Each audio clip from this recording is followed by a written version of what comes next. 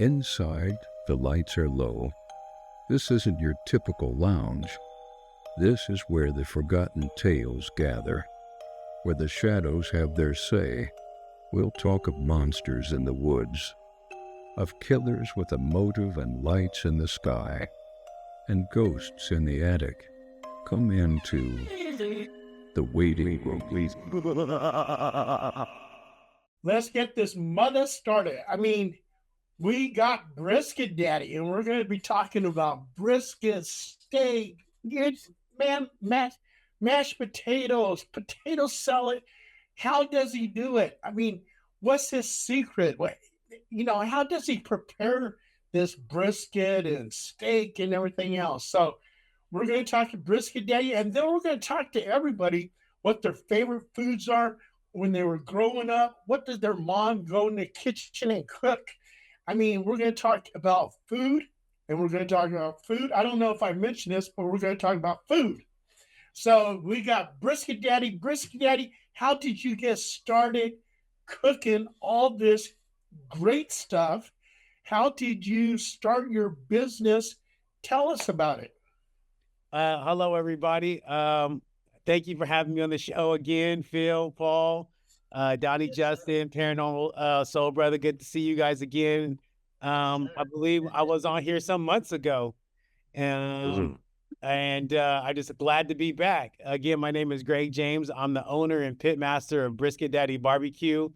What I started as a love for food turned into a full-blown food business, right? Brisket Daddy isn't just about barbecue. It's about comfort. It's about community. And from my growth, I've learned it's about consistency. Growing up, I grew up with home-cooked meals.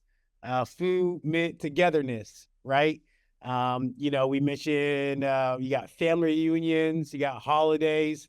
I was around my parents. My parents catered for weddings and the family function. So I've kind of just always been around food.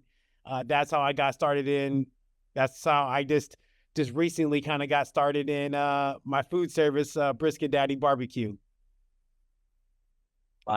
Very cool. Now, how do you prepare the brisket? I knew because I see smoke coming from your house all the time.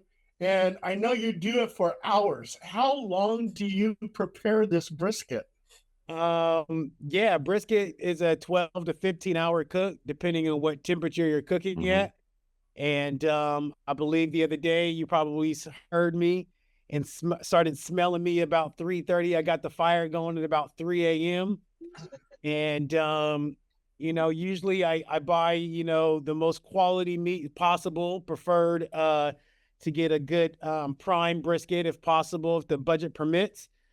And I'm trimming that brisket down to 1/4 inch of fat, taking off some fat cap, making some nice adjustments, and seasoning up with salt, pepper, some special seasonings, and then getting it on the fire, and low and slow.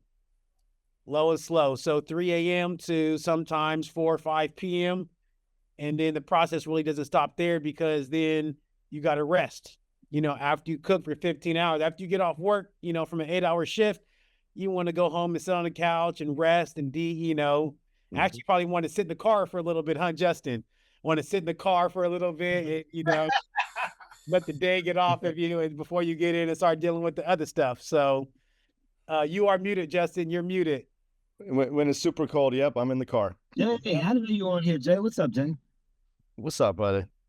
I was saying, because you said earlier, Paul was saying, "Oh, I smell the smoke between my house or your house blowing all that smoke from the barbecue, and me blowing all the smoke in my backyard." Paul gets caught in the middle of all that. Well, that's you. I smell. I knew I smelled it. I was like, "Oh yeah, oh that's definitely me." Yeah. Just don't call the fire engines on my ass. Yeah, that was a crazy day. Yeah, that was fun. I came home. Yeah, Paul and I got home like around the same time. What the fuck? Oh no, that's what Came home to 6 fire engines, 2 medical trucks, and yeah, in front of the house. Yeah, All right, it's you crazy. got to you can't just leave it at that. You got to tell us the story now. Oh, that's that one's on Paul. Yeah, I'll leave that on Paul. But before he says that one, I had just lit a fire in my backyard to get on some briskets. Yeah. Yeah, before I knew it, there was fire engines everywhere. Yeah. Looks like the missus at the Roberts household was doing a little something there, and things got a little out of hand. But luckily enough, the fire department got there early enough to. I think Paul took care of it before the fire department did, but they just came in and checked to make sure it was all squared away. Yeah. Was this a kitchen fire, Yeah, Paul? something like that. Yeah, I was just Something trying, like that. I was trying to cook some brisket. Yeah. It was the black smoke that did it. That came. Yeah, just a few papers got on fire. You know, we all like to have that little. It's cold. It was a cold day. I think she just wanted to warm up at the fire pit outside, and you know, things just kind of got out of hand a little bit. But like I said, Paul was right on it. Yeah, no, Paul was there. I was out watching all. Yeah, no, it was it was great because it gave the kids here. They got to play on the fire trucks and take pictures. And, They did. yeah. Yep. Oh, Hey, when you season brisket Daddy, what are all the seasons that you put in there? Yeah, so you season a brisket with kosher salt, granulated garlic, 16 mesh pepper. You can use a little paprika for color. You know, everybody uses a little bit something. I think I've seen some people use sugar. Sugar does a little something to the briskets. I've seen turbinado sugar, white sugar, turmeric. I don't know if it was turmeric. I've seen on some bottles. I mean, everybody's got their little, you know, little bit of things, Yeah. but the main ingredients for brisket is your kosher salt, maybe some Lowry seasoning, your granulated garlic, and then your coarse black pepper. I personally use. I like to set myself apart. At least not to set yourself apart. I started my company based off of the Texas style brisket, and Texas style brisket is primarily coarse salt, garlic, granulated garlic, 16 mesh pepper, and fat side up with Texas post oak. We live in California, so I don't have the ability to get post oak at a good, reasonable price. So it's always recommended then to cook with what's natural in your area. In Sacramento, I believe that the Valley oak or white oak is the natural wood here. We have a lot of almond wood. Almond's good to burn. There's red oak. Yeah, live oak. Live or oak. blue oak. Live Yep. oak or blue oak is the Quercus lobata, the native for Sacramento Valley region. Blue oak, you're going to be rare because it takes forever to grow. Is that right? Okay. Yeah, Sacramento. White oak is an East Coast variety, and it's almost extinct. They used to use it primarily for barrel making, and it's almost extinct now. So you're almost never going to find that. Red oak is the most plentiful now. Yeah, there's definitely a lot of red oak, and the reason they call that post oak is because it's a good hardy wood, and that's what you'll see a lot in Texas where they make fence post, or post fence post for hold the cattle back, whatever. And they What about mesquite? Is it? I've always heard them love talking about mesquite. Is mesquite? Is that something or just no? Yeah, I mean, I probably some guys, mix by me with a little bit of oak, a little bit of mesquite. I wouldn't do a brisket with full mesquite because it definitely has its own flavor profile to it. I'm still a baby crawling in the game. My palate isn't good to say, okay, this was smoked with cherry wood, oak, or mesquite. Mesquite. I've never really used mesquite like that to even really to learn. Your chicken. Are you from Texas, right? Are you from Texas originally? Is that where you got a background with it? No. I'm born and raised in Sacramento. Go ahead. Go ahead. I'm sorry. the thing I'm originally from the East Coast, and I've got my grandmother was from Georgia, so we used to spend our summers down south, and the barbecue down there was always pig. It was always barbecue sandwiches. My uncle would make his own sauce, all that type of stuff, right? Yeah. So it was always pork. And then coming out to Sacramento was the first time I had ever heard somebody say tri-tip.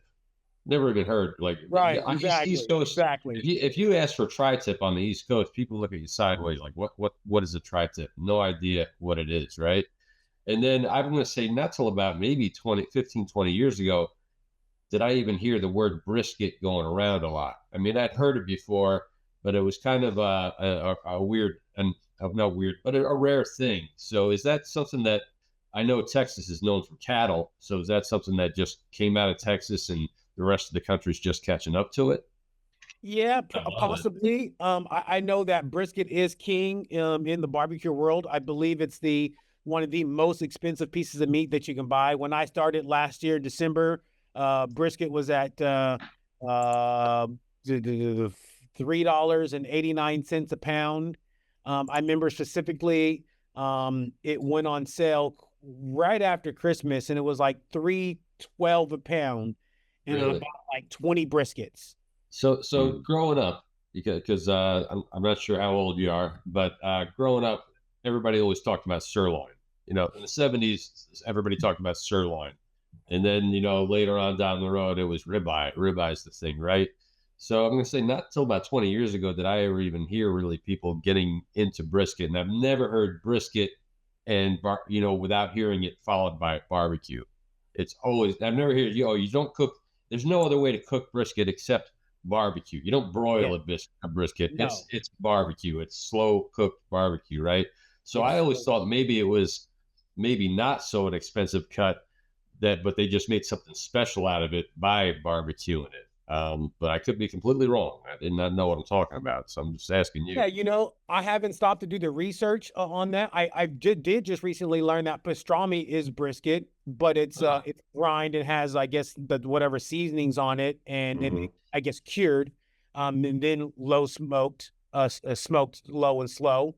Um, but the brisket is the upper breast of the cow. There's two briskets per cow, Okay. and they range up to 22 pounds, 13 to 22 pounds. The best pound is the best weight is 15 pounds. So that there's a giveaway. If you ever been to an old butcher shop and they show that chart of the cow, it's always the ass that's the most expensive. Is it the ass that's most expensive? Okay. Absolutely, it's the biggest muscle. That's where the sirloin comes from. That's where the Oh, that's where the okay. ribeye comes Yes, from. sirloin is actually more pricier than the brisket. Yeah, Right that's where now, like I said, that's filet mignon. That's where okay, that's yeah. So okay, when I was in the Marine Corps, we did something called a crown roast. And the every Marine Corps birthday, they say when you become a Marine, you get a second birthday. You earn a second birthday, and that's the yeah, Marine Corps birthday, right? So on the Marine Corps birthday, you're entitled to a surf and turf dinner. That's a steak and a lobster. okay, Now we used to in the mess halls, they would literally give us a leg of a cow, literally like you split cut a quarter a cow and you take uh-huh, one of the legs and whole ass, and they would deliver that to the back of the mess hall. And you got to cook that thing. Now you know how much a cow weighs. You can get an idea of just how big just a quarter of that animal is. That was a low and slow, cook just for yeah, that thing, but absolutely amazing. I mean, really, the best thing you've ever eaten, beef wise. Like I said, it wasn't really until I went to Sacramento 25 years ago that I ran into brisket, and it blew my mind because I always loved pork barbecue. As soon as I had brisket, I never looked back. I'm a right, brisket guy. That's what I want. I go somewhere, I see a brisket sandwich, that's what I get. I want it 100%. I'll jump over 100, chip pork barbecue sandwiches to get to a good brisket sandwich. That's to me, it's that much better. Of course, my uncle's rolling in his grave right now hearing that, but that's that's just the way it is. But that's what it's interesting how different areas of the country, even just in our own country, we have different things. In New Jersey, there's something called a pork roll sandwich or Taylor ham. You'll never see that in any other part of the country. It's a breakfast thing. The it's not Canadian bacon. It's a completely different type of thing. It's more like a sausage, but it's like this big around, and they make breakfast sandwiches out of it. They call it pork roll. It's probably the worst part of the pig all put together. For all I know, it's probably just a giant hot dog. Worse than the chitlins. You know, I've never been able to get myself to try that just because of the smell. I've smelled them, and yeah, it's rough. But I've heard once you clean them, you know, people rave about Yeah, them. Like yeah. menudo, right? You know, I've never been able to do that either. I smelled menudo before, and I'm like, I just can't do it. Yeah, so like you asked a question earlier, like what kind of meats did I grow up on? I would say in the African American community, because swine was a cheap meat. I know that we ate like a lot of pork ribs, right? Yeah. And chitlins. So growing up, there was a lot of pork ribs, and then the word that I was used to hearing a lot, because my dad is the senior true brisket daddy pit master, but he is a tri-tip. Tri-tip is fast. It's a 45-minute cook. You're searing it for maybe an hour 15, but you're searing it for 15 minutes, getting a good char on it, and then you're cooking it for 30 to 45 minutes, letting it get, take some of that pink away, but you still want it pink. And then not much of a rest really needed for that, and you're serving it up as soon as possible. So it was usually, like I said, tri-tip and then ribs and then hot things. Yeah, I've seen like. And the true story, when I started doing pop-ups back in December, I just pick a random corner and go out, and I was selling my brisket sandwiches. And my dad was like, hey, you can't be a black man out here selling brisket and you don't got ribs and hot links. People want ribs. And it's a true story, because like with day 3 or 4 of one of my pop-ups, people were coming in, you got ribs, you got hot links? And I said no, and then they just drive right off. So I very quickly learned that ribs and hot links is something I needed, and didn't know how to do ribs. Didn't know how to do ribs like I needed to know how to do ribs. There's multiple ways to do ribs. There's grilling, and then there's smoking. And so my dad is a grill with almost like direct heat with coals or wood right underneath them. In the last few months, I've learned how to smoke ribs, where, you're just like the briskets, you're using the heat and the smoke. You're letting that layer on there. For ribs, it's about a 3-hour cook, 3.5-hour cook, wrapping up in foil, getting them nice and tender, and then you're serving them up. And since I've known Gregory, I've had his hot links. They were just fabulous. I think it was tri-tip, and that melted in my mouth. Well, that's the brisket. Oh man, that was. People always call it tri-tip, but that's brisket. Oh, okay, that was brisket. Okay, and then and you just recently had tamales. Yeah, that's my biggest thing. I apologize, gentlemen. I meant to bring one with me tonight so I can actually show you.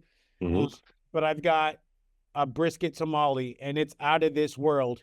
Yes, it is. It's no joke. It's a 1 for $8, 2 for $15. It's an $8 tamale. It's like this big, and the masa is amazing, and it's stuffed. There's meat falling out of the tamale. Like, you usually get a tamale and it's like you take a bite and you accidentally pull out the meat, and then it's like, okay, there's no more meat now. It's just masa.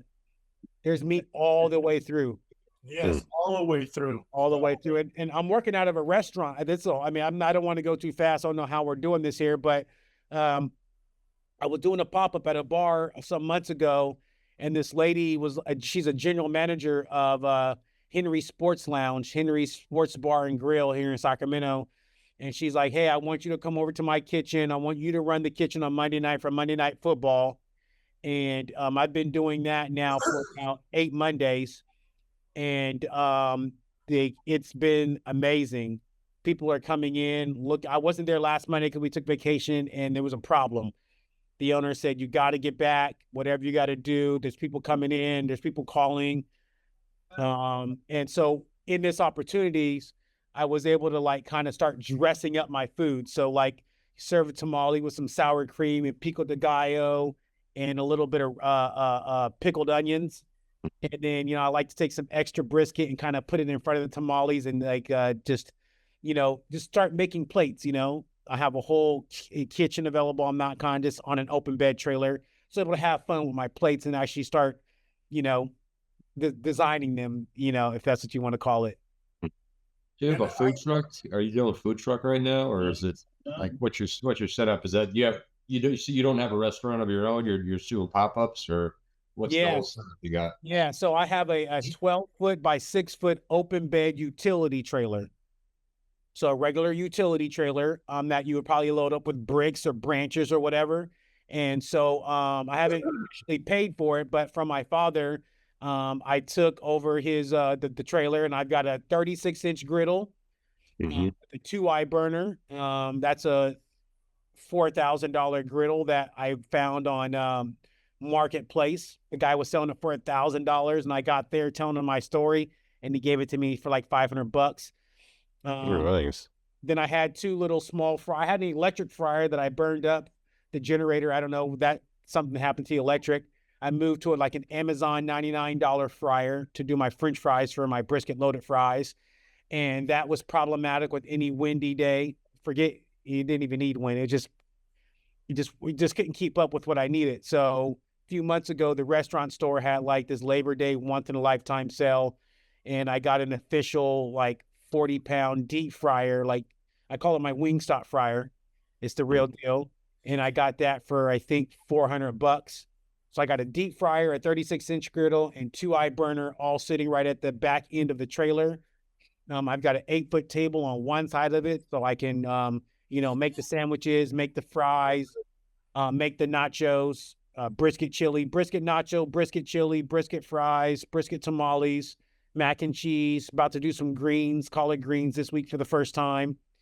I'm able to.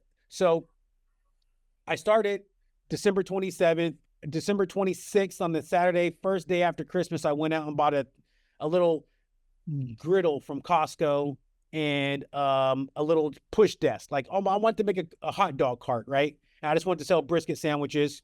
I went out, I made a post on Instagram, was like, hey, come get a $9 brisket sandwich. I got out there and I was like, from that night cooking to prepping to going out, by the time I got out there, I was like, oh shoot, this is way too much work. This has to be more than $9. So I made it $10 and then $1 from my barbecue sauce. So now I'm at 11. Within a couple of weeks, people were like, oh, this is good. You need to charge more. And I was at $13. I stayed at $13. I did the state fair some months later. I think I charged $20 for the brisket sandwich. It should have been $25.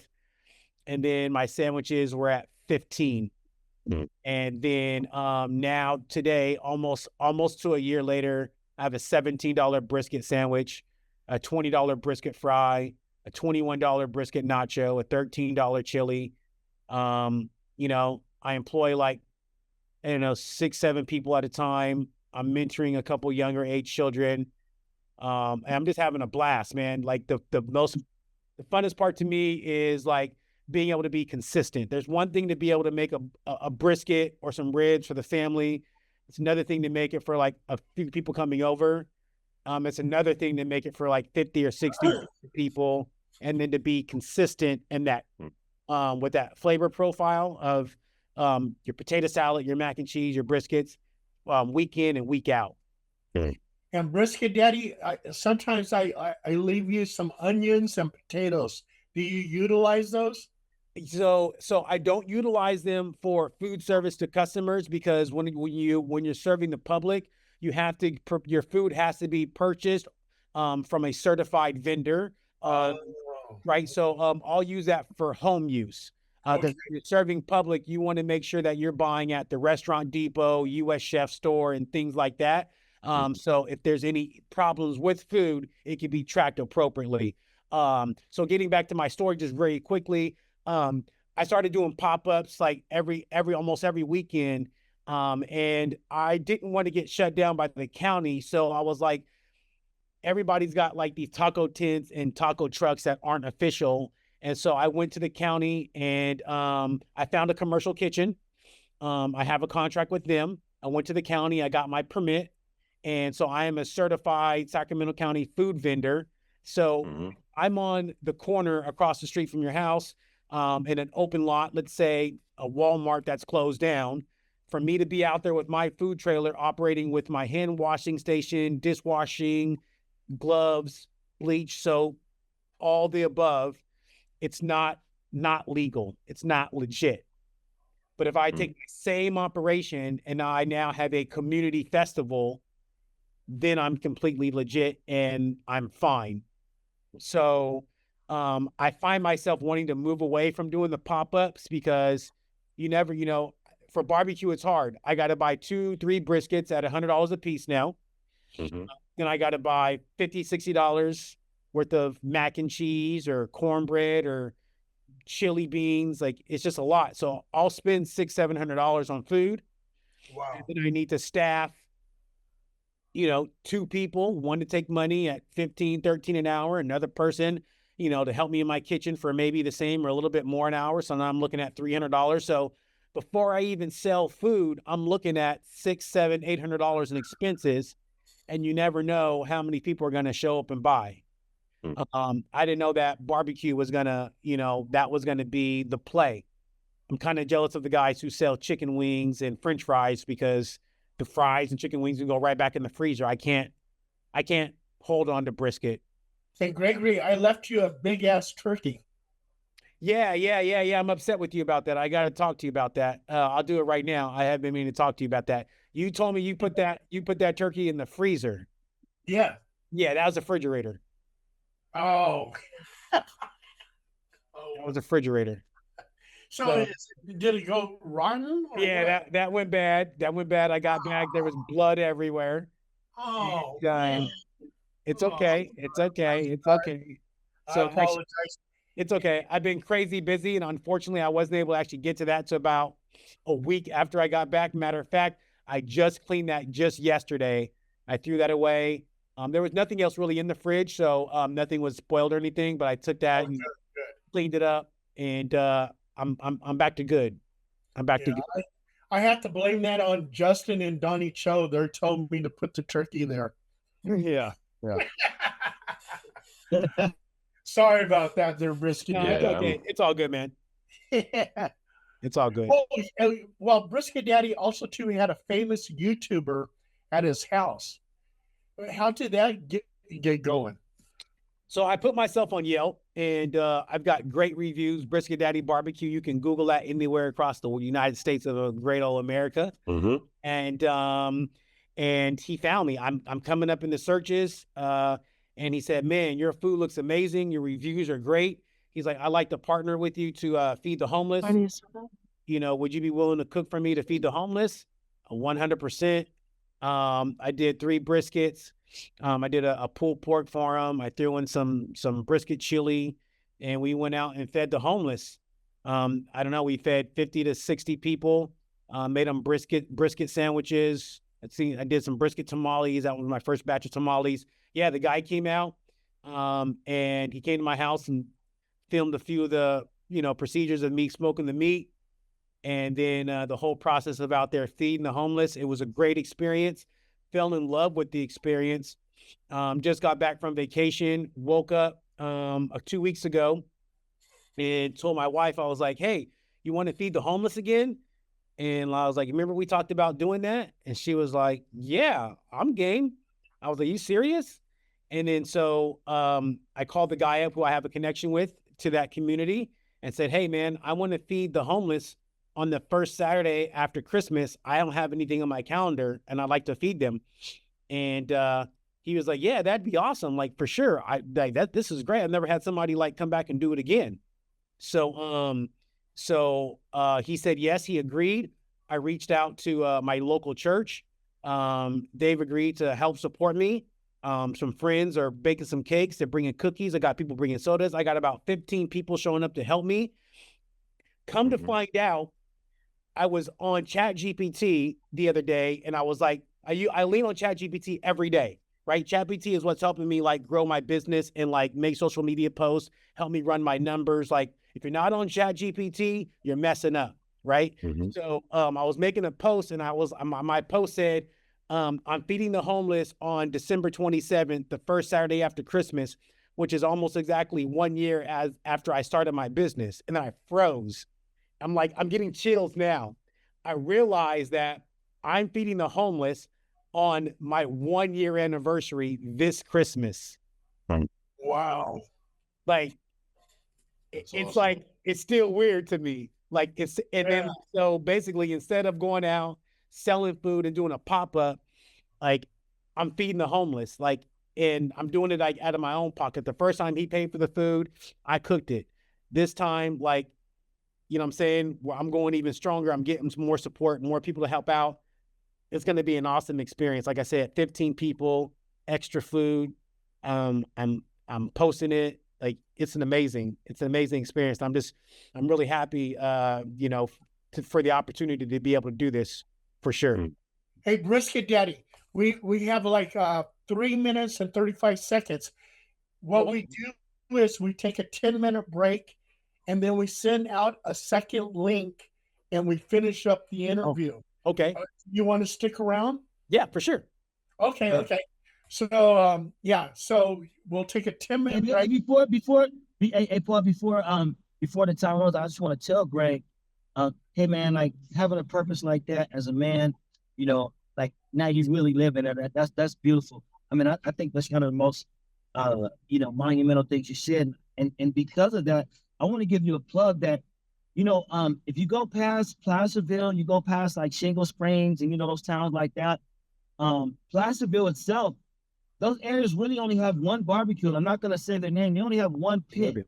They are starving. They are starving for, it's not even competition. They just need more barbecue because these people, you run out of barbecue. You're only going to cook so much and you're not going to have it left over. So, waste. But, so I know that's tricky, but they could really use, I mean, you probably will make a ton load of money. And plus the component of, of feeding the homeless. That's so cool. Anything I started to do after 40 years old, like whether it be like they were talking about dancing and blues and all this stuff, I didn't want to do it unless like it was for a volunteer or to help somebody did something. And I still feel that way. And I haven't really found like a lot of worthy causes because everything is trying to, make no money back. By the way, if you need volunteers, anything, something like this, somebody will serve or anything, man, you call me and try to get my number before, please.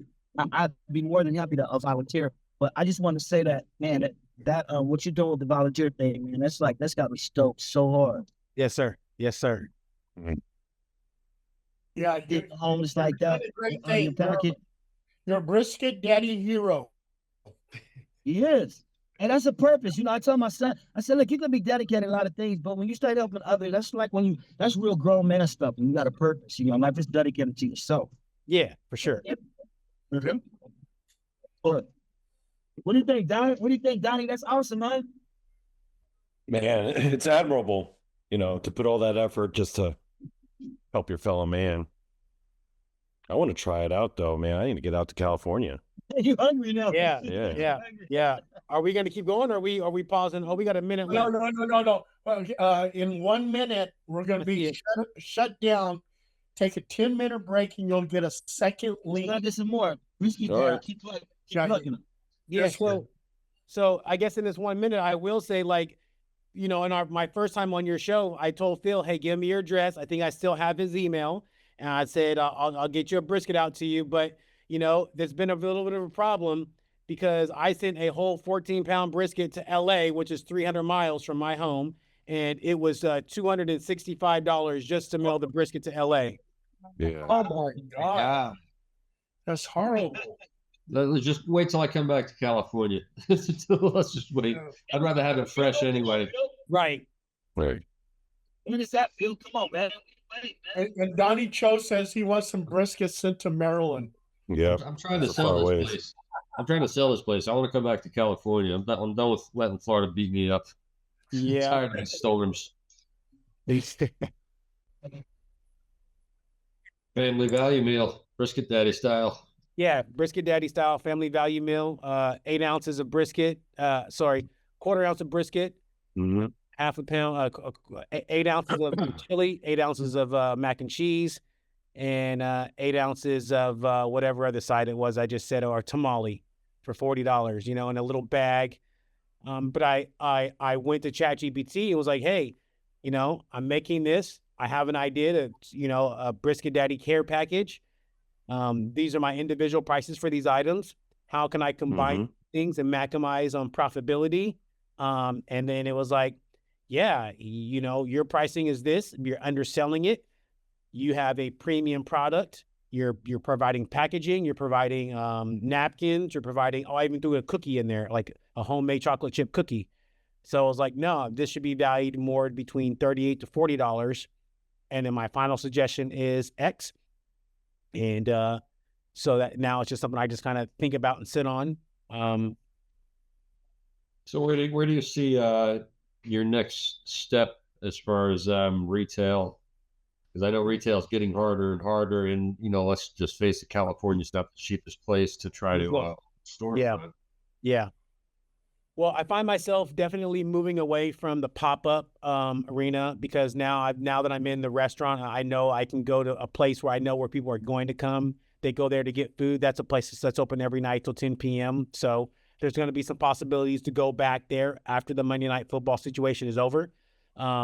Catering is definitely ramping up. I have a thing out now. I believe it's like 12 tamales for 80, or 6 tamales for 40 or something like that, 45. And then I had a customer call me the other day and said, hey, I've got a client that wants barbecue for a grand opening for 15 people. And then called me back like the next day and was like, oh, they don't want barbecue. Sorry, we'll reach out to you if we need barbecue. I waited a few hours, hit him back with another email, said, hey, I can provide more than barbecue. I could use chicken wings, meatballs, potato salad, mac and cheese, and a fruit salad and a cheese platter. I can do that for, $23.50, $24.50 a person. And she was like, yeah, let's do that. She jumped on it like right away. And so, like I said, my mother was in catering, so I really lean on her. I'll say she's the GM of my company. I leaned on her and said, hey, Mom, I did add this up. $23.50 at 15 people's $300 and something odd dollars. That's not a lot of money to be having to get up off the couch to go buy food, prep the food, cook the food, and then take the food.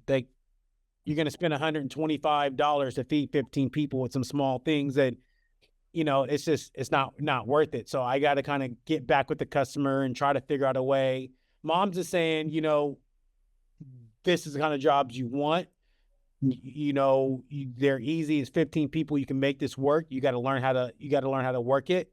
But I kind of want to make minimums. I want at least a $500 minimum orders, make it my while to do things. But it's hard to say, for a couple of chicken wings, meatballs, and some pasta salad, $30 a person. That doesn't add up. So, I got to look at, the numbers and say, if it's less than 25 people, it's this per person, and X, Y, and Z. So it's the biggest cost on any kind of catering or food service. Go ahead. There was a place I went to, I want to say about 10 years ago, up by a Harley Davidson dealership. And you would think that it would have been a great location, bikers, barbecue, all that stuff. And they had one of the best brisket sandwiches I'd ever had. And I went up there 2 months later because, it was out of the way. It was a good 20 miles, 30 miles away from my house, but it was worth the drive, and they were closed. They say most small businesses close within the first year in this country, and there's nothing harder than a restaurant. Costing a plate of food, people don't realize what I've done food service before, and people have realized just what it takes to cost a plate of food, and to try to make your rent, $20 at a time, per order type thing. If you're doing that kind of thing, it's a real struggle.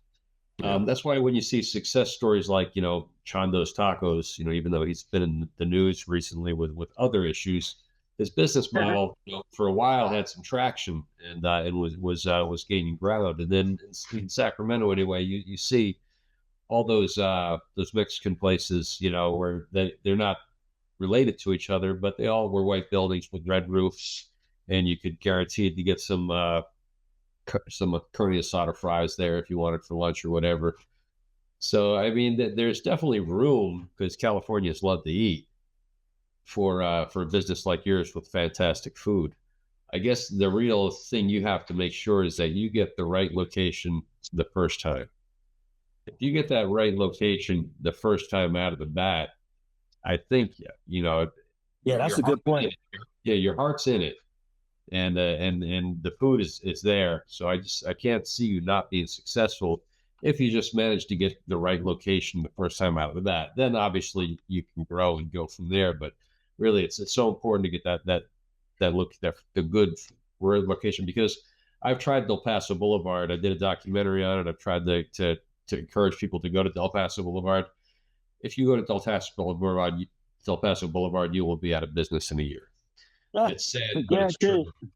It's just not, you're not gonna draw anybody over.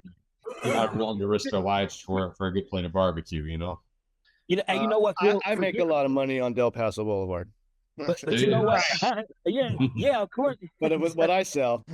Yeah, but you know what, Greg, you know the thing, like what he's saying, the location, stuff like that. In LA, I noticed they had one place that was selling filet mignon tacos and ribeye. I think you with brisket tacos would be a hit at any location. But I just think any kind of finer meat that you're doing with the tacos, it just will hit. But when I moved to a small town, and I tried to start like a dollar store. I started a couple of things, but the other business owners that had food places, the first thing they would ask me, I'd go in and get a burger, like, hey, how's it going? Is everything okay? What's like, and what they were trying to say is it was almost like a watch list to see which businesses would go up under, because people in these small towns, like one restaurant had to serve tacos, Chinese food, they had to try to serve everything just to get people to come in there, and they had the best deals and the fattest plates, best burgers, best shakes, but people still just weren't coming in, and they were doing the minimum they could do. They were making enough to support themselves, but they could only be the workers. The lady got sick, business went down. They hired some lady to come in. The business started going haywire. He got sick, and then they went under. But almost all the places around the town that I'm in, I've seen maybe 20, I said about 20 businesses just starting to fail. And then on top of that, they had a dollar store for that was competition to me. Basically, I ended up only being able to sell like toilet paper. I should have just did a toilet paper store. That would have been the best thing. But the thing of it is they came and said, hey, listen, man, this dollar store is coming. We're looking at the city planning. And they told Safeway, we're going to open up right across the street. And if you don't like that, we'll buy the lot next to you and we'll open up a grocery store there. So they had to comply with these people. The dollar store doesn't even really make that much money. I mean, the lights are on. You don't see that many people there. But like, trying to start that business, a food business up here was murder. But that's the only thing that it has been working is the barbecue, and I think your barbecue in some of those hard to reach areas. But then how do you start a franchise? Like you said, how do you make it worth it, per plate and all that? But like you said, with ChatGPT, at Gemini, as far as constructing and stuff like that, Gemini is a little better on that. It'll give you more, but ChatGPT has got better information sometimes, or it just won't print it, or it won't make the physical models. It'll tell you how to do it. But I'm with you there, because anything you ask it, it gives you like a 9-point plan for anything. I don't care if it's music, if it's barbecue, if it's Big Macs, it'll give you a successful plan. So I thought that was pretty interesting that you actually were utilizing that too. Talk to us more about that, man, if you get a chance later. Yeah, definitely, I will. Going back to the last question Phil did ask, so moving away from the pop-ups, getting into the community events where I know there's going to be, a couple thousand people there, hoping to land in 2026, a large California Association of Realtors has a food truck day. So really looking forward to that. That's a couple thousand people there. Learning more about the catering, larger events, continuing to refine my menu, mentoring. Like I said, I got a couple of kids under the age of 21 that I've been mentoring, how to cook the brisket, how to cut the brisket, how to show up on time, keep your pants up, cleanliness, hand washing, the whole safety, 40 to 140 danger zone issues. So all that, and then building something sustainable with legacy. So I definitely have a product that has been proven. I love the host. The service is spot on. I have great staff, great team. I have great support. At this point, it's learning how to be able to sustain, and then again finding that model. I don't want to get into. I don't want a restaurant more than it wants me. That's one thing I've learned. Because it's funny that we're having this conversation. Just got off the phone with my mentor from Texas. I went to Texas for a week and worked in this guy's restaurant to help him open up his grand opening, learn how to, wash dishes and cook the briskets and make sausages and everything. Unfortunately, the news, I'll break it here. He may, do it himself, but he's closing his doors. And in Texas, it's really hard. It's what we call a red sea or red ocean. Whereas here in California, Sacramento, there's two guys doing barbecue here in Sacramento. In Texas, he's in Houston. There's some major people doing barbecue, Michelin star, stuff. He did have the barbecue snob come to his spot and do a review, but that still didn't bring in the people. He's got great food, but that location on the side of the freeway, people not just coming in. Last week, for instance, he spent $700 of food. He had to pay his worker $500. They ended up selling $800 of food for the weekend. That means that he didn't cover any of his rent. He had to pay his employee out of his own pocket, and he made enough money to cover his own food, and he worked for 4 days for free. Oh, yeah, you got to pay the taxes, too. Oh, yeah, and Brisket and the tax.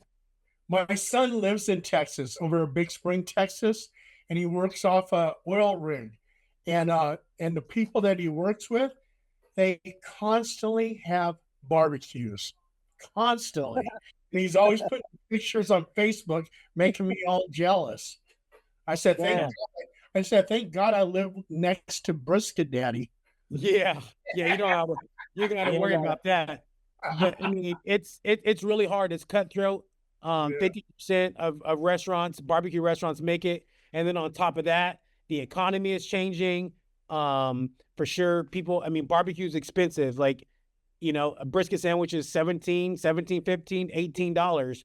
And that's just the sandwich. We're not talking about any size. The brisket nachos are $21. So, some people don't have that kind of money. They're just going to go to McDonald's and spend $13 and get them, 2 sandwiches and a fry and a Coke for $17. Like, a heart attack. But I'm cooking for 17 hours. Well, I'm buying it. I'm trimming them. That's an hour. Then I'm cooking for, 15 hours. Then I'm resting for 5 hours. Then I'm, packing that up and prepping it. That's not even all the size that I'm managing.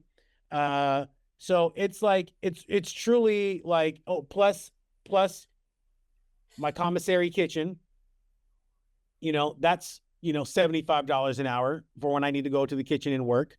And then there's the utilities. There's the fuel, the charcoal, the gas, the wood.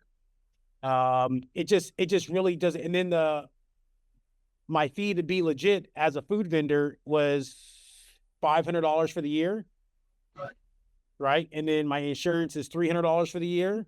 So I tell my people all the time, I say, yeah, you may see me walking around with a couple $100 here after we just did, $6,000, $7,000, $8,000 worth of food. But like, I got you paid. That's my number one goal is I want to be like fair upfront with my people, pay them quickly, pay them right away. And then I got to take care of my food cost.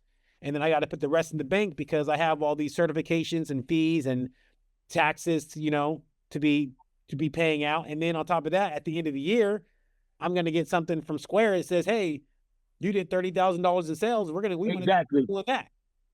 Exactly. Anything over $1,000 a month in the state of California, you better put it right away. Otherwise, it gets so crazy. You don't know where it went, and you owe all this money. It's crazy. Yeah. And that's why my wife's family has a Thai restaurant. Now, they're just their rent I'm not talking about electricity or food or paying the family members, because this restaurant supports an entire family, a large Thai family. Just the rent is $5,000. Yeah. Wow. That's just the rent. So in order for them to clear to to make it profitable and support the entire family, they have to pull in at least $1,000 a day. Now to make $1,000 a day off of food, do you know what food? We're talking about a plate is $10 a plate maybe if you're lucky, plus drinks if you're adding that into it too. It takes a lot of people getting in that door, and that's why it's $5,000 a month, but that's because it's a good location. It's right by a very busy road, right near a freeway, and it's the location. If you're out in the middle of nowhere where nobody knows where you're at, unless you're an institution, you're not going anywhere with that. When you're started, it's a pay. You got to spend money to make money. You really do when it comes down to that thing. It's one of those win the lottery type things. You have to put out the money to get that location, to take that shot, and then make it work. Work yourself until you're exhausted to make that location work. And then after that, if your name's good, you might be able to get a second location that's not as expensive. But that first shot, you better make it a good one.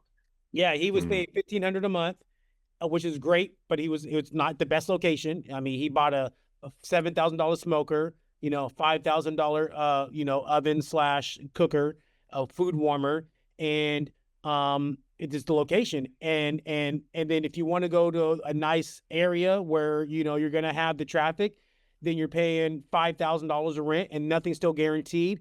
And I'll say this: there was a barbecue joint that received recognition. They made the top 25 on the barbecue list for Texas barbecue.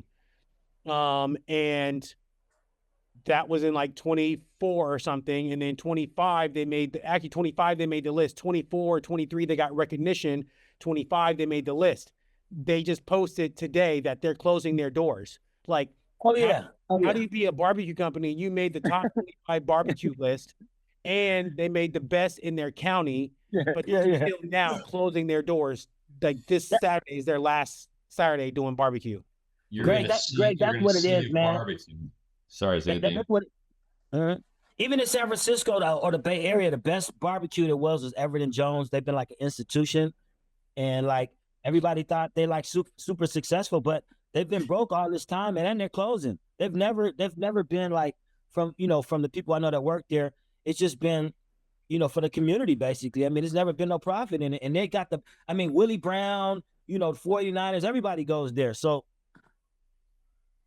it's crazy. Like, I've heard about that. I've had a lot of people compare my food and talk to me about that and, stuff like that. So I have heard of that. And this is the thing I learned. Like, these companies, they know that they're struggling. They know they're not beating them. They don't have ChatGPT though, like you do though. You got an advantage right now. Going into the future, because as that progresses, it's only getting smarter. I mean, ChatGPT 5.2 to 6 is going to be an IQ of 1,500. Can you imagine a 1,500 IQ? Every day. Giving you a blank. Come on, man. Yeah, like I've learned food cost from ChatGPT. Like I'll say, for instance, my brisket nachos are like taking over. They're like my best seller. It's the fries were awesome. I wanted to do some. I'm in the bar, right? So I wanted to keep my pricing bar centric. So I was like, okay, $17. I didn't, I just 17. I just picked a number and start.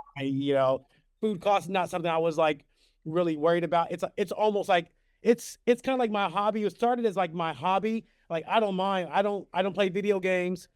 I'm not enough. I don't have a Harley Davidson, and I don't spend money on alcohol and medication, right? So like me spending a couple $100 on some briskets and some food, like I didn't care. Like, getting some cash in was kind of like the fun part. But now I'm able to go into ChatGPT and say, hey, I bought this, I spent this, and it's outselling this. My nachos went from $17 to $21 because ChatGPT was saying, yeah, you're providing a premium food. You're leaving money on the table. And like last night was the first night I really you, and not one person had a problem with paying. With the 21. Fact, What? That's the other thing you're gonna find out. Every time I increase the price on an item, people buy more of that item. With ChatGPT, look, they're gonna check with that too. What is a fair price? So they're gonna already know that you're not overcharging them. I mean, it is what it is. So they can check too for themselves, right? Yeah, they can check for themselves. And I'm serving premium quality food. Like you can't go to McDonald's, you can't go to Willie's barbecue. I'm using top quality ingredients. I'm the only person touching my proteins. Like, my potato salad's not sitting out. Nothing's everything is 100% food safe because I know I'm the one responsible. Like, I know if I wouldn't serve it to my family, I'm not serving it to anybody else. Well, being a business is all about, like, for me, it was all about, like, not getting sued. Everything I did, I had a staffing company, like 60 employees, got to do the workers' comp, the FICA, the tax, everything. I mean, I'm like a prison warden. You got, like, I'm there when they wake up and they go to sleep, and I'm worried about getting sued. I send them out to assignment. One guy goes out there, he like destroys $150,000 camera. Good thing I had insurance, but then, stuff like that, man, it will put you out. And then if you have a family emergency, for me, it was the kids, like, that's all I was going to ask you. I don't know if you got a family, but at some point, you pay the cost to be the boss. That's for sure. But for sure, if you got the energy to do it right now, you got to ride that, man, because if you ever lose it, it's hard to jump back on that train for some people. 100%. Yeah, I'm 45 now. Well, you got that spark. You got 10 years ago. It'd been fine. Yeah, 100%. Have you ever been to Tres Hermanos? Tres Hermanos, yes. Yeah. Very good. Tres Hermanos had some of the best Mexican restaurants in Sacramento when I was there years ago, right? Yep. And I fell in love with their chicken tacos, and their salsa was like the best in Sacramento. Wow. So, you know what you're talking about. You know what you're talking about, Phil. What about alcohol with your food? What about in this place established? That probably would enhance the experience with that good food you have and alcohol. If you get the chance, you know what a liquor license costs, Dean? Yeah, so this is the thing. Like 90,000, right? I had one before, but I lucked into it and I ended up selling it for 40,000. So like I said, and that was like 20 years ago. So I am operating out of Henry's Sports Bar and Lounge every Monday night. So they have the liquor license. They're selling liquor. It's 21 and over establishment, but they're open every night for 10 o'clock for food. So I've taken over the kitchen. I ran it every Monday night for the last 8 weeks. It's amazing. Like, people are coming there for drinks. People are coming there for food. And they're getting both. Like, I invited a lot of friends, and they show up, they order a drink, they sit at the bar, and then before they know it, they're getting a menu, and now they're ordering food. And they're like, oh my God, that was good. Let me get something else. So then they'll order another drink, and then they order some more food, and then they watch the game. And then I've even had a couple of people say, okay, great. Now they've ordered something, had a drink, ordered something else, had a drink, and then got something to go. Man, cool. That's like add-on sales. That's beyond add-on. Yeah, it's like it's a dream. Give me a second, Paul. I wanted to finish that thought. So Tres Hermanos made a real smart move with those chicken tacos, which were some of the best I'd ever had. They found a certain bulk company, the company that everybody buys things in bulk from, and this company, I'm not going to name its name, sells rotisserie chickens. And at the end of the night, they give away these rotisserie chickens for like $5 a piece, or less. Okay. And Tres Hermanos would go get these rotisserie chickens fully cooked for $5 a piece, bring them to Tres Hermanos, and that's the chicken that went into the chicken tacos at Tres Hermanos. Now, if you're getting a full 3 or 4 pound already cooked rotisserie chicken for $5, and you're able to part that out, tacos, you're making money. You're making money. So there's smart ways to do it. You're not supposed to do that, but there's ways. You can't do that with brisket, so that's not going to work for you. But if you want a good chicken hack, there's a good one for you. Yeah. Like you said, you don't want to get sued. Yeah. Hey, gentlemen, listen. One of the things I wanted to do on this show is to find out, when you were growing up as a child, what were the foods that your mother and father was cooking for you? What did you grow up eating? So I'm going to start with Gregory first.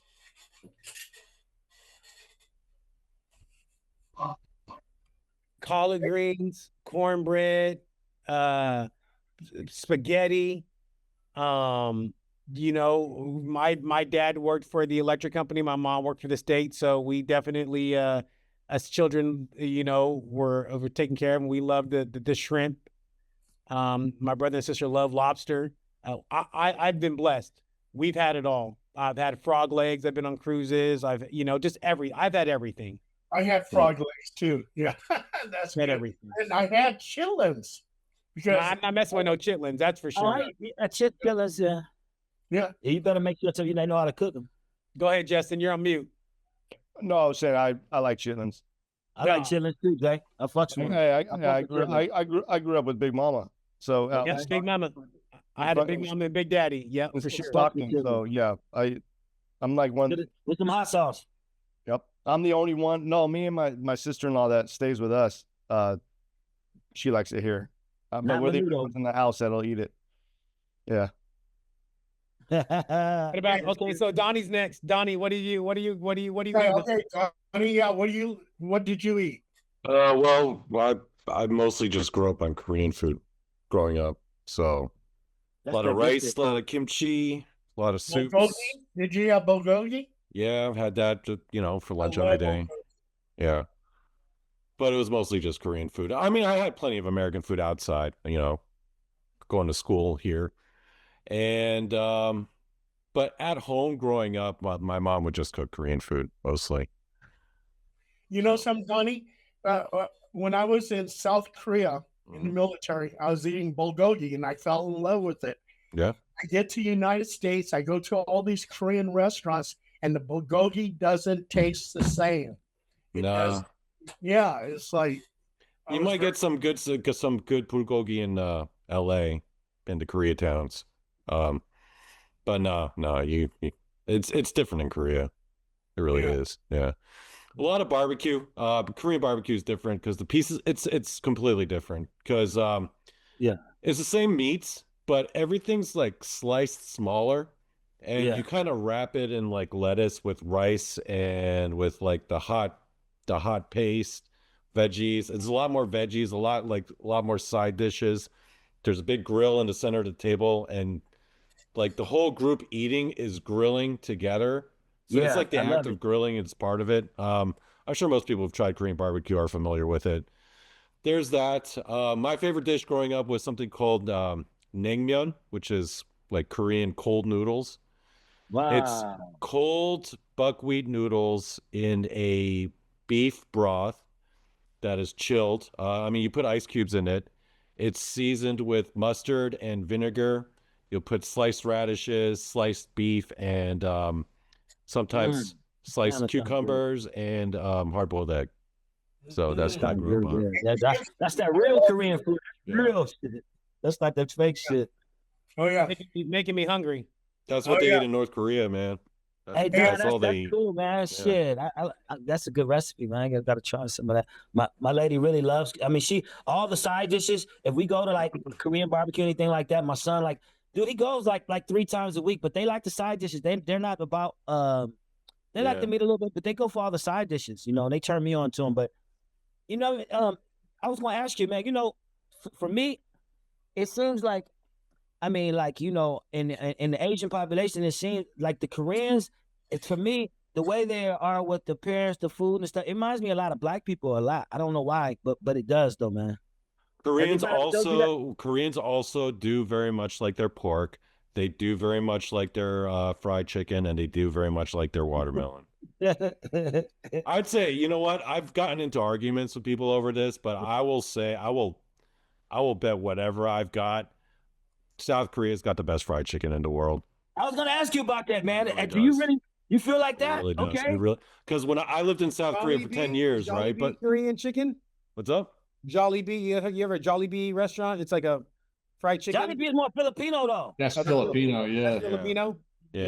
That's The sweet Filipino. barbecue. No, Korean is like that banchan chicken, which isn't even like good Korean fried chicken, but that's the big franchise for Korean fried chicken. But when I was living in Korea, like most of my friends there were like my coworkers who were from like the States or from Europe or from Australia. And whenever my buddies would come up with me, these are guys who are like white, black, grew up in like Florida or Louisiana. They'll be like, yo, man, my grandma had the best fried chicken. And I'm like, oh, you sure about that? Let me take you to this freaking hole in the wall in the middle, next to the subway station in Seoul, where it's like in a basement, and like you sit on plastic stools, and they'll like lawn chairs and stuff, like lawn furniture, and they'll come out with that chicken, and people will just be eating their own quiet, be like, damn it, this is the best fried chicken I ever had. And I'm like, I'm telling you guys, man, they do something different with it. Yeah, we'll eat every part of the pig. Every part of the pig. And yeah, Korean food. It's the bomb. Hey, you guys, we got like 4 minutes left. Justin, what did you eat growing I'm up? gonna get it done. Well, see, my mom was the cook. My dad burns water. But my mom's from Ireland. My dad was from Italy, so I grew up a lot eating both. My mom learned how to cook a lot of Italian food. So one day would be meat and potatoes, and the next day would be pastas and lasagnas. And you know what we ate a lot of too, which it's hard to find, is that breaded veal. That was my Okay. Oh, yeah. I absolutely loved it. That with breaded veal is good, but no, it's a lot of traditional meat and potatoes, and I was always with her in the kitchen too, so helping out. And that's what got me into cooking when I was 15. Because I was a cook for 25 years. Wow. Before I do what I do now, yeah.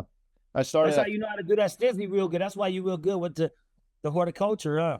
Yeah. Kind of similar. I started cooking at 15 and I quit when I was 40. So 5 years ago. That's Changed careers. Yep. Did you find that there were similar touches or similar skills that meshed? Somewhat. It's totally different, But yeah.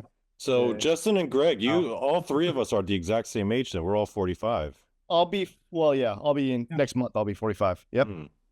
Yep. January. You guys look young though. You look younger. Thank God. Really? But all you guys look younger than 45. You ask my wife, she says I act like I'm 12, Hey guys, we got 3 minutes. Phil, what did you eat growing up? Blue crab. A lot of blue crab. That's Maryland. Blue crabs in Maryland. Okay. Yeah, well, New Jersey too. Jersey blue claws. My favorite was soft shell crabs. Yeah, a lot of that. Paranormal Soul Brother, what did you eat? Neck bones, cabbage, greens, red pinto beans, black-eyed peas, lima beans, Black-eyed peas. Oh God, all that stuff. Salad, black-eyed peas. Yeah. I grew up eating, like I said, I had a big mama. Girl. She was it was the girl I was seeing. The hot water cornbread. Yeah. Hot water cornbread. I make that stuff to this day. Yeah, I stole her recipe and I used to make it for where I worked. Used to cook and yeah. I make hot water cornbread. It ain't. I'd get people coming looking in the back of the kitchen and they see me. They're like, "Oh, we're looking for the cook." I'm like, "Yeah." They're like, "No, you didn't cook." I'm like, "Yeah, it was me." It was me. Yeah. Little white boy with blue eyes. Yeah, that was bone bread. Oh man, pork chops, smothered pork chops, smothered chicken. I smother all kind of shit, braise it too. Oh yeah. But I like taking a cheap piece of meat and just letting it cook for a long time. I don't care how cheap it is. I can get that shit tender, make the good gravy, look up my rice, my whatever my vegetable of the day, my Brussels sprouts, my greens, my black eye, my string beans, whatever. But I like stuffing garlic and meat. Different season of meat, cooking it in there, letting it do a long thing, base the stuff, getting that extra, that little flavor, that little savoriness. What about Paul? Paul, what did you eat? Well, my mother was raised by her Filipino father, so I ate a lot of Filipino food growing up. And one dishes had tomato sauce, or you could put hot sauce and salsa. Cook it with hamburger meat, or you can cook it with steak. And you throw in some onions, celery, bell pepper, cut up chili peppers.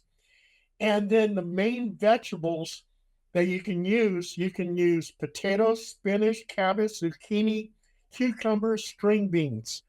We ate stuffed bell peppers, chili beans, tacos, cheeseburgers, cheese omelets, halibut, rock cod when we went deep sea fishing. We get some rock cod and cook that. Crispy bacon with butter toast, beef stroganoff. I fell in love with that in Germany. And this stuff is over hot rice. So Top it off. yeah,